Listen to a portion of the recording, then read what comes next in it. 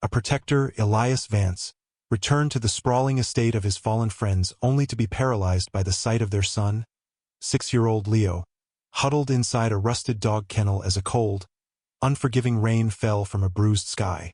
The polished mahogany door of the magnificent house, a place that once echoed with laughter and the warmth of family, stood closed and silent, a monument to a promise Elias now feared he had failed to keep. Why would a child, an orphan, be caged like a frightened animal in the shadow of his own home? And who, in the deafening silence that followed a tragedy, truly deserved to be brought into the light? The iron gates of the Blackwood Manor, usually a symbol of welcome for Elias, felt like the teeth of a trap as he drove through them. He had been away for 3 months, a necessary but agonizing trip to finalize an international acquisition that David, Leo's father, had started before the accident. David and Maria. The names were a constant, dull ache behind his ribs. They had been more than friends. They were the family he'd chosen after losing his own. He remembered his last conversation with David, a cheerful call filled with plans for the future, for Leo's 7th birthday, for the summer they would all spend at Elias's coastal retreat. Elias had made a promise, a solemn vow whispered over a crackling phone line. If anything ever happens to us, Eli, you're his guardian. You'll protect him. It was a morbid hypothetical then, a piece of legal housekeeping. Now it was a ghost that rode with him in the passenger seat of his Bentley. He had parked the car and approached the house, an uneasy feeling coiling in his stomach. The usually immaculate gardens were overgrown, weeds choking the life from Maria's prize-winning roses. The windows were dark, lifeless.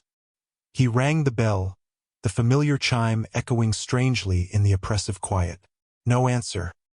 He called out for Richard and Clara, Maria's brother and sister-in-law, who had been tasked with caring for Leo in the interim.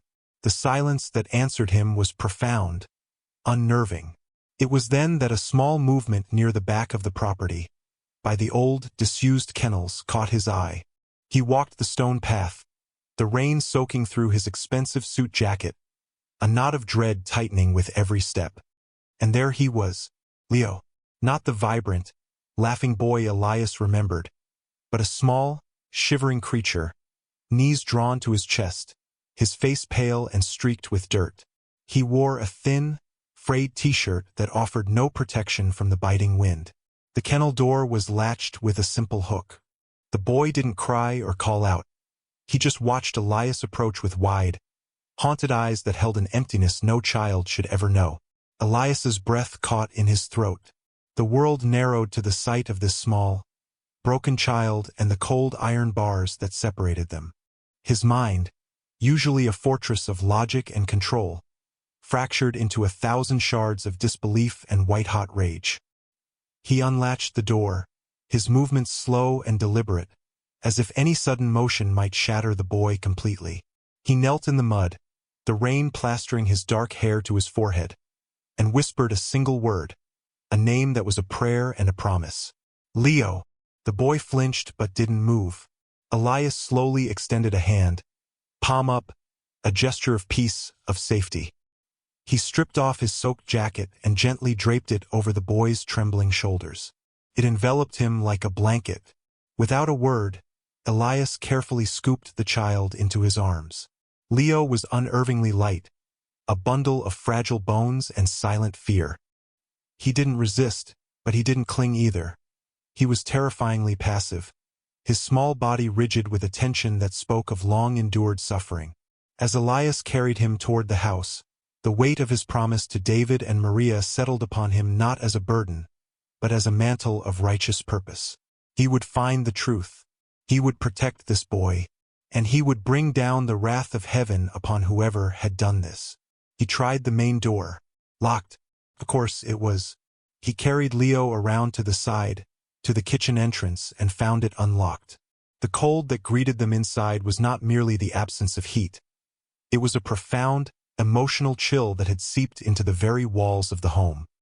The grand foyer, once adorned with family portraits and vases of fresh flowers, was stark and sterile. The photographs were gone. The Persian rugs had vanished.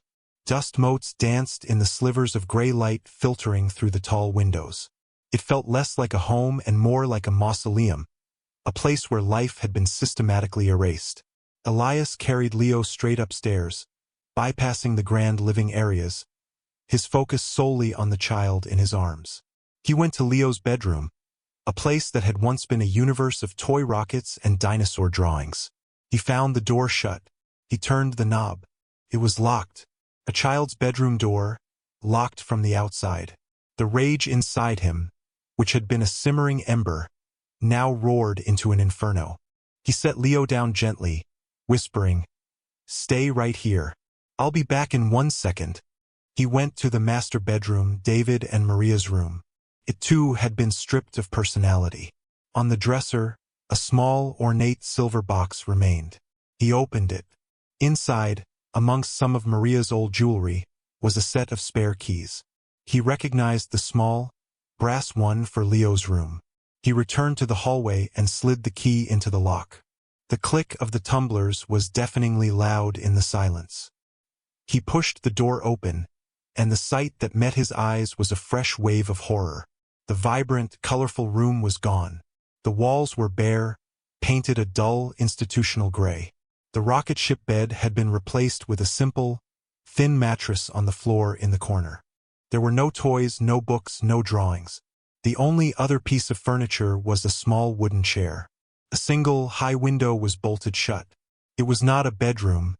It was a cell, a prison designed to break a small boy's spirit. Leo had followed him and stood silently in the doorway, his eyes fixed on the mattress. He didn't enter. It was as if an invisible barrier stood at the threshold, one built of fear and pain. Elias knelt down to the boy's level, his voice soft but firm, laced with an iron resolve. "You will never sleep in this room again, Leo.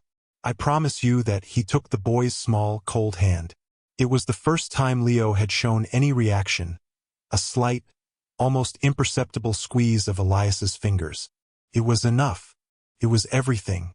Elias led him away from the cold, gray room and into the master suite, into the large adjoining bathroom. He started a warm bath, the steam beginning to chase away some of the house's oppressive chill. He gently helped Leo out of his damp, filthy clothes, his heart clenching at the sight of the boy's thin frame, the faint, yellowing bruises on his arms and back. They were shaped like fingerprints. He said nothing, his face a mask of cold fury, but his hands were gentle as he washed the grime from the boy's skin and hair. He wrapped Leo in the thickest, softest towel he could find and carried him back into the bedroom, seating him on the edge of the large, comfortable bed. He found a drawer of David's old sweaters and pulled out a soft, cashmere pullover, which he helped Leo into. It hung on the boy like a robe, but it was warm and clean. Elias then went downstairs to the kitchen. It was as sterile as the rest of the house. The pantry, once overflowing, held only basic, non-perishable goods: canned soup, crackers, pasta. It was the larder of a caretaker, not a family. He found a can of tomato soup and heated it on the stove, pouring it into a mug. He added a splash of milk the way Maria used to, remembering how Leo loved it. He brought the soup and a plate of crackers upstairs. Leo was sitting exactly where Elias had left him, a tiny, still figure in the vastness of the bed. He accepted the mug with 2 hands, his eyes never leaving Elias's face. He drank the soup slowly, methodically, without spilling a drop. He didn't speak. He didn't have to. His silence was a scream that filled every corner of the house. As Leo finished the last of the soup, the sound of a car pulling up the driveway broke the stillness. Headlights swept across the bedroom window. Elias looked out to see a sleek, black sedan. Richard and Clara Croft had returned. Elias settled Leo back against the pillows, pulling a thick comforter over him. "I need you to stay here and be very quiet for a few minutes. Can you do that for me?" Leo gave a single, slow nod, his large eyes trusting. Elias walked out of the room, closing the door softly behind him, his entire demeanor shifting. The gentle protector was gone, replaced by a cold, calculating force of nature. He descended the grand staircase just as the front door opened. Richard and Clara stepped inside, shaking rain from their coats. Clara, a woman whose beauty was as sharp and cold as cut glass, let out a theatrical gasp upon seeing him. "Elias, what on earth are you doing here? We weren't expecting you for weeks." Richard, a man who wore his ambition like a tailored suit, forced a smile that didn't reach his eyes. "Elias, my friend, welcome back. We're so sorry about the state of the place. We've been meaning to tidy up." His gaze flickered around the empty foyer, a hint of unease in his expression. Elias didn't return the smile. He remained standing at the bottom of the stairs, a silent, imposing figure. "Where was he, Richard?" he asked, his voice dangerously calm. Richard's smile faltered. "He? Who are you talking about?" "Leo," Elias said, the name dropping into the room like a stone. "I found him, in the dog kennel, in the rain." Clara's hand flew to her mouth, her performance of shock well rehearsed. "Oh, my heavens! That boy! He's been so difficult since the tragedy. He's been acting out, running away. We were just out looking for him. We were frantic with worry." It was a plausible lie, delivered with practiced sincerity. But Elias saw the flicker of fear in Richard's eyes, the subtle clenching of his jaw. "He was locked in," Elias stated flatly. "The kennel was latched from the outside." "His bedroom door was locked from the outside," Richard scoffed, regaining his composure. He stepped forward, adopting a tone of patronizing concern. "Elias, you have to understand. The grief has affected him terribly. He's not the same boy. He has these episodes. He locks himself in places. We've been trying to get him help, a specialist. It's for his own safety." This was their story. The gaslighting, the carefully constructed narrative of a troubled child and his long-suffering, benevolent caretakers. "His room is empty, Richard. It's a cell," Elias continued, his voice dropping to a near whisper, each word laced with menace. "His toys are gone. His pictures are gone. This house is a shell. You haven't been caring for him. You've been erasing him." Richard's face hardened, the false bonhomie vanishing completely. "Now, you listen to me, Elias. I am his uncle, his legal guardian. Maria and David entrusted him to us. We have the paperwork to prove it." He strode to a desk in the study, pulled a file from a drawer, and slapped a document onto the marble-top table in the foyer. "This is a revised guardianship agreement, signed by David and Maria a month before they died. It supersedes any prior arrangement. I am in charge of Leo and this estate. You are a guest here." Elias picked up the document. It looked legitimate. The signatures looked real. It was a sophisticated forgery, a calculated move to seize control. This was twist one, the first layer of their deception. They hadn't just neglected the boy. They had planned this. They had planned to steal his inheritance, his home, his entire life. Elias looked from the paper to Richard's smug face. He knew it was a lie, a deep, foundational lie, but he had no immediate way to disprove it. He couldn't storm in and take the boy, not with a legal document like this standing in his way. He would have to be smarter. He would have to be more patient. He folded the paper and placed it in his pocket. "Fine," he said, his voice devoid of emotion. "Then as a guest, I'll be staying for a while. To help Leo." Just Richard and Clara exchanged a look of alarm. This was not part of their plan. "That's not necessary," Clara said quickly. "We have it under control." "Clearly," Elias replied, his gaze sweeping over the cold, empty house. "I'll take the West Wing guest suite. And Leo will be staying with me." It was not a request. It was a declaration. A line had been drawn in the sand. The battle for Leo's future had just begun. The next few days were a quiet, cold war fought within the cavernous walls of Blackwood Manor. Elias established a perimeter, a sanctuary for Leo within the West Wing. He had his own staff bring in furniture, toys, books, and clothes, transforming the sterile guest suite into a warm and inviting space. He spent his hours with Leo, never pushing, never demanding. He sat on the floor and built towers with blocks, read stories aloud to the silent boy, and simply existed in the same space, offering a constant, steady presence of safety. Leo, in turn, remained a ghost. He ate what was put before him, slept when he was told, and moved through the days with a heartbreaking docility. But Elias saw small things, flickers of the boy he once knew. A brief moment of interest in a picture book about stars. A lingering touch on the fur of a stuffed bear. These were the cracks in the ice, and Elias patiently waited for them to spread. The Crofts were furious but powerless to stop him. Elias's wealth and influence were a formidable shield. They couldn't physically remove him without creating a scene that would attract unwanted attention. So they resorted to psychological warfare. They would speak loudly in the halls about Leo's disturbing behavior, about their plans to send him to a special therapeutic boarding school, far away. They were trying to frighten Elias, to make him believe the boy was a lost cause. But every venomous word only strengthened his resolve. He knew he needed more than suspicion. He needed proof, something concrete that would shatter their carefully constructed legal fortress. His investigation began with the people who saw the house from the outside. He started with the neighbors. Most were wealthy recluses who kept to themselves. But one, an elderly widow named Eleanor Gable, had lived next to the Blackwood estate for over 50 years.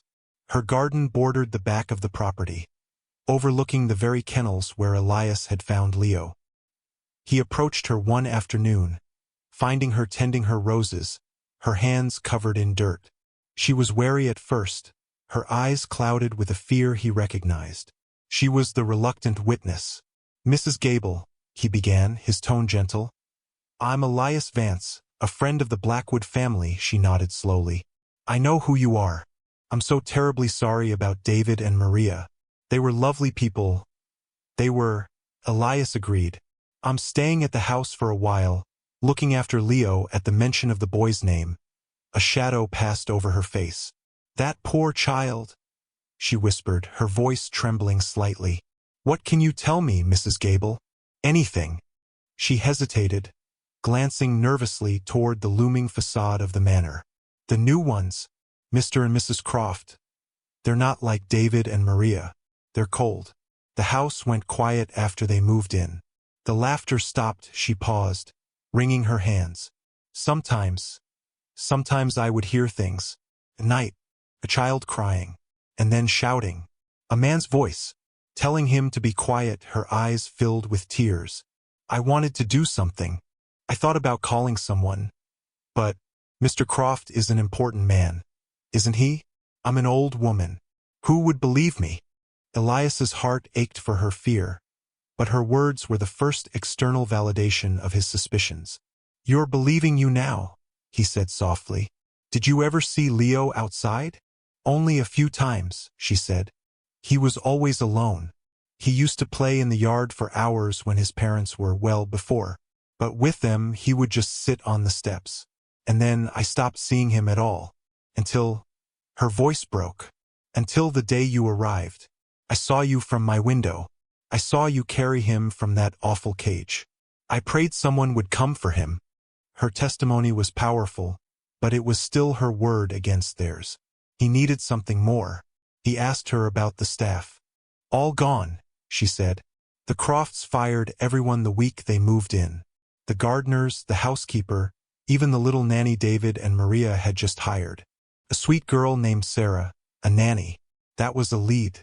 Elias thanked Mrs. Gable for her courage and promised her she would be safe. He then dedicated his vast resources to finding Sarah. It took his security team less than a day. She was living in a small apartment across town, working at a diner. She was terrified when Elias's associate first approached her, but Elias went himself, meeting her in a quiet coffee shop, assuring her he was there only to help Leo. Sarah was young, barely in her 20s, and she spoke in a hushed, nervous tone. "The Crofts are horrible people," she said, her hands shaking as she clutched her coffee cup. "From the moment they arrived, they treated Leo like an inconvenience. They'd lock him in his room for hours. Mrs. Croft would complain that his toys were messy, that his laughter was too loud.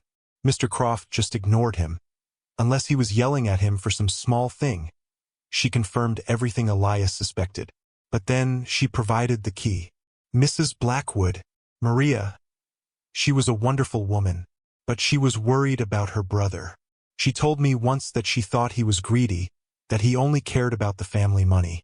She said she was taking steps to protect Leo, just in case. Sarah leaned forward, her voice dropping to a whisper. The week before the accident, she had a new security system installed.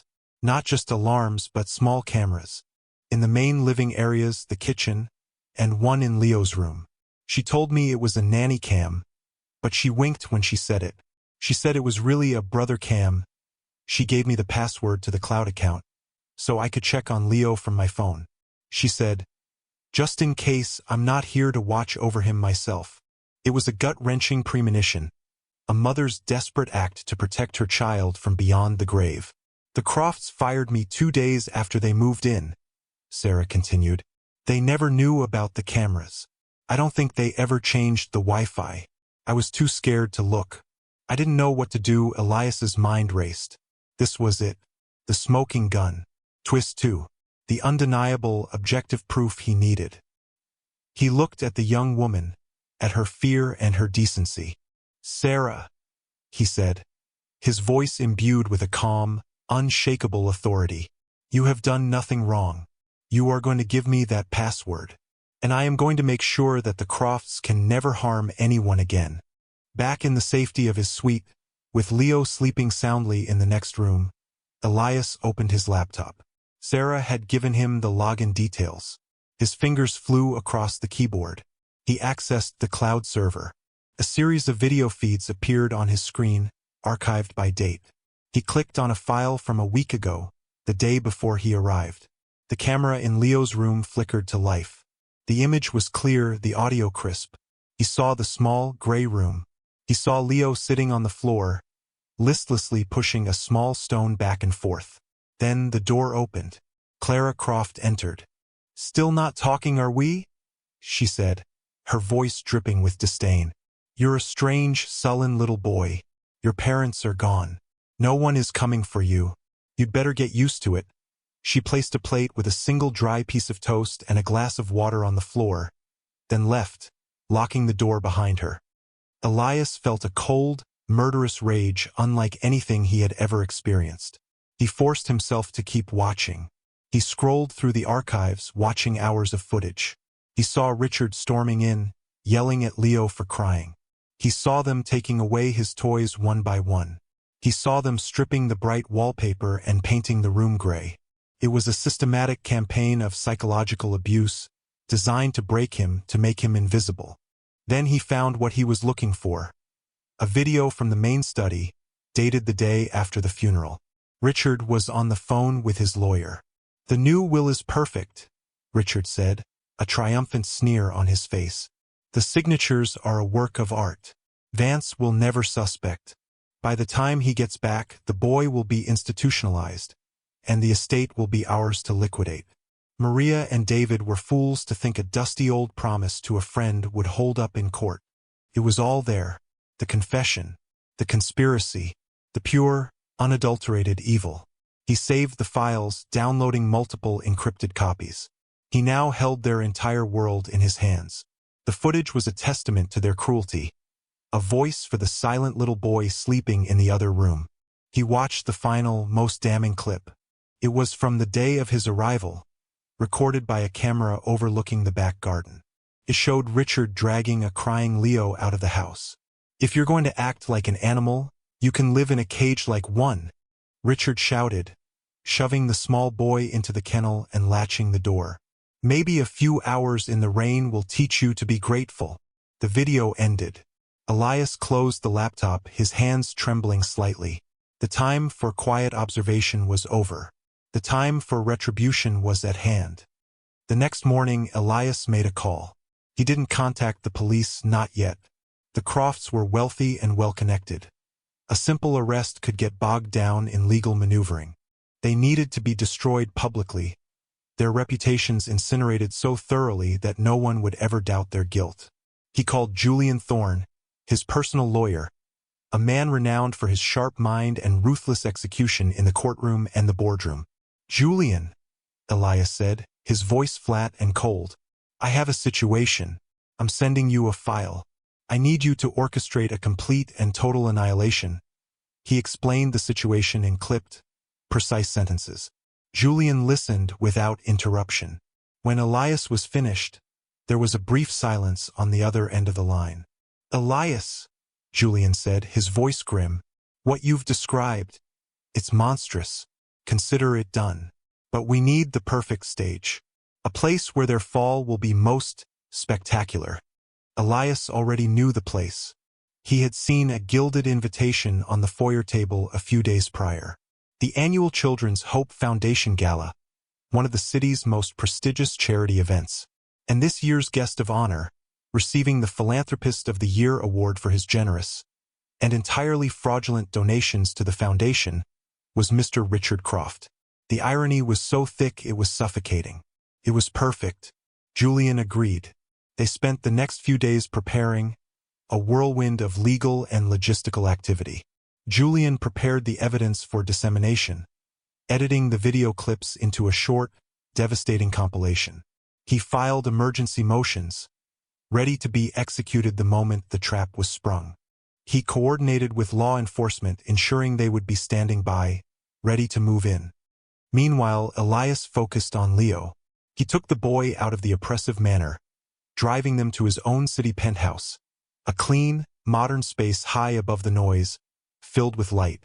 For the first time in months, Leo was truly away from the place of his torment. Elias saw another small change. In the car, Leo reached out and put his small hand on the window, tracing the path of a bird flying past. It was a simple, childlike gesture, a sign that the boy inside was not gone, merely buried. Elias felt a surge of hope, a fierce, protective love for this child who had endured so much. He was not just avenging his friends anymore. He was fighting for Leo's future, for his right to be a child again. The Crofts, sensing a shift in the wind, grew desperate. They must have discovered that Elias was digging into their affairs.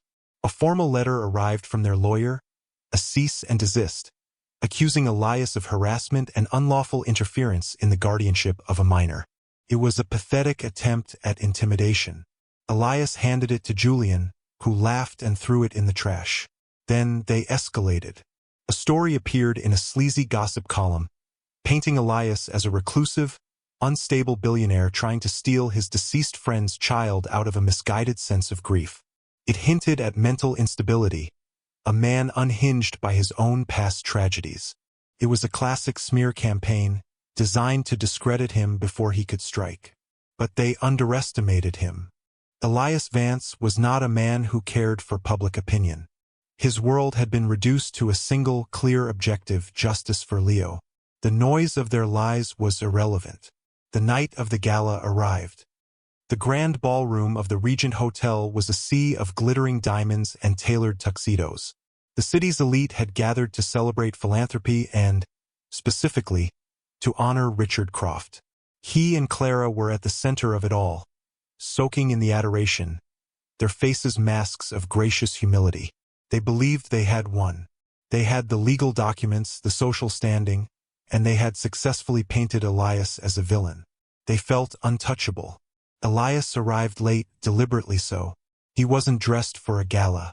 He wore a simple, dark, perfectly tailored suit, but he wore it like armor. He didn't walk the red carpet. He entered through a side door, a silent specter moving through the periphery of the opulent event. Julian was already there, as were several plainclothes police officers, blending seamlessly with the hotel security. The master of ceremonies was on stage, lavishing praise on Richard, a man whose compassion knows no bounds, whose generosity has provided a lifeline for countless underprivileged children. It is my immense honor to present the Philanthropist of the Year award to Mr. Richard Croft. The room erupted in applause. Richard took the stage, beaming, and accepted the heavy crystal award. He leaned into the microphone, his voice smooth and practiced. Thank you all. I am truly humbled. My only wish is that my dear sister Maria and her husband David could be here to see this. Everything I do to honor their memory, and to provide the best possible life for their son, my beloved nephew, Leo. That's a lie. The voice was not loud, but it cut through the applause like a shard of ice. Every head turned. Elias Vance stood at the back of the ballroom, his expression unreadable, his presence commanding the attention of the entire room. Richard froze at the podium, his smile twitching. Elias?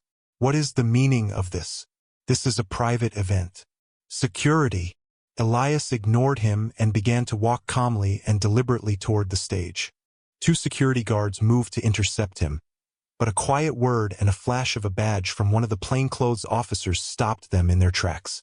Elias continued his slow, inexorable advance. You talk about honoring their memory, Elias said, his voice now amplified by the hushed silence of the room. Let's talk about how you've honored them. Let's talk about the will you forged to steal their fortune. A collective gasp swept through the audience. Richard paled. This is absurd. He's clearly unwell. Someone remove him. But no one moved. All eyes were on Elias. Let's talk about the child you were entrusted to protect. Elias continued, his voice resonating with cold fury. He was now at the foot of the stage, looking up at Richard. A child you locked in his room. A child you starved. A child you threw into a cage like an animal. Panic flickered in Richard's eyes. Lies. Slander. There's no proof. Oh, there is proof, Elias said calmly. He nodded to Julian, who was standing near the audiovisual booth. Suddenly, the large screens on either side of the stage, which had been displaying the Foundation's logo, flickered to life. The image was that of the cold, gray bedroom. The audio crackled, and Clara's voice filled the ballroom, sharp and cruel. Your parents are gone. No one is coming for you. The audience recoiled. Clara, sitting at the head table, looked as if she had been turned to stone. The screen changed again, showing the study. Richard's voice, smug and triumphant, echoed through the speakers. The new will is perfect. Vance will never suspect. By the time he gets back, the boy will be institutionalized, and the estate will be ours. The final image appeared, the grainy footage from the garden camera. The entire ballroom watched in horrified silence as Richard Croft, their philanthropist of the year, dragged a small, crying child across the lawn and shoved him into a dog kennel. The sound of the latch clicking shut was like a gunshot in the silent room. Richard stood at the podium, his face a mask of disbelief and rage. He was trapped, exposed, his perfect world crumbling around him on a public stage. It's doctored. It's all fake, he shrieked, his voice cracking with desperation. But his denial was drowned out by another voice, a quiet but firm one. It's not fake. I saw it. An elderly woman was being escorted to the stage by one of Elias's men. It was Mrs. Gable. She looked terrified, but her eyes were filled with a steely resolve. She took the microphone Elias offered her. My name is Eleanor Gable. I live next door, she said, her voice shaking but clear. I heard the shouting. I heard the crying. And on that day, I saw Mr. Croft lock that poor little boy in the cage. I saw it with my own eyes. That was the final blow. The simple, devastating testimony from an ordinary person. It emotionally sealed their fate. The crowd, which had been in a state of shocked silence, erupted into a chorus of jeers and angry shouts. Richard Croft's carefully constructed facade shattered completely, his face contorted in a snarl of pure hatred. You old hag, he screamed at Mrs. Gable. You and him. You'll pay for this. He lunged forward, but the plainclothes officers were already on the stage. They grabbed him, pulling his arms behind his back. Richard Croft, you are under arrest for child endangerment, fraud, and forgery, one of the officers said, his voice calm and official. Clara was apprehended at her table, sobbing hysterically, her mask of elegance gone, revealing the pathetic, cruel woman beneath. As they were led away in handcuffs, through the crowd of their former friends and admirers who now looked at them with utter contempt, Elias stood watching, his face grim. Justice had been served, not in the quiet confines of a courtroom, but in the glaring, unforgiving light of public humiliation. His promise to David and Maria had been kept. The aftermath was swift and brutal for the Crofts. The gala became the city's biggest scandal in decades. The story was on every news channel, every newspaper front page. The video evidence was leaked, going viral and sparking a wave of public outrage. The Crofts' social circle abandoned them instantly, their names becoming synonymous with greed and cruelty. Their legal defense crumbled in the face of the irrefutable evidence. There was no trial. They accepted a plea bargain to avoid having the full extent of their abuse detailed in open court. Richard was sentenced to 15 years in prison for fraud, forgery, and felony child abuse. Clara, for her complicity, received 7. Their assets were frozen, and the stolen Blackwood fortune was returned to its rightful owner, Leo. The court, presented with David and Maria's original will and Elias's unwavering commitment, officially and permanently named Elias Vance as Leo's legal guardian. The war was over. Elias never took Leo back to Blackwood Manor. The house was tainted with too many bad memories, a beautiful place that had been turned into a prison. He had the estate sold, with all proceeds placed in a trust for Leo's future. The chapter was closed. He took Leo to the one place he had always promised his friends they would spend their summers.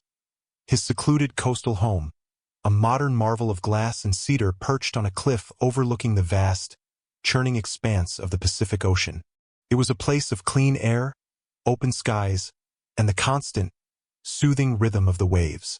It was a place to heal. They started a new life, a quiet one. Elias, a man who had commanded boardrooms and built a global empire, now found his purpose in the small, patient work of rebuilding a child's world. He taught Leo how to skip stones on the water, how to identify constellations in the clear night sky, how to not be afraid of the sound of a closing door. He filled their home not with silence, but with soft music, the smell of baking bread, and the warmth of a crackling fireplace. Leo slowly, cautiously, began to emerge from his shell. The haunted look in his eyes began to recede, replaced by a glimmer of curiosity. He started to draw again. At first, his pictures were dark and confusing. Cages, locked doors, small figures alone in gray rooms. Elias never criticized them. He just put them on the refrigerator, a silent acknowledgement of the pain the boy was processing. Then one day, weeks after the Crofts were sentenced, Leo came to him with a new drawing. It was a picture of the ocean, with a bright yellow sun in the corner. In the foreground were 2 figures. One was a tall man, the other was a small boy. They were holding hands. Elias felt a lump form in his throat. He knelt down and looked at the drawing, then at Leo. "It's beautiful, Leo," he said, his voice thick with emotion. Leo looked at the drawing, then up at Elias. His brow was furrowed in concentration, as if he were trying to summon a great strength from within himself. He opened his mouth, and a small, raspy sound came out.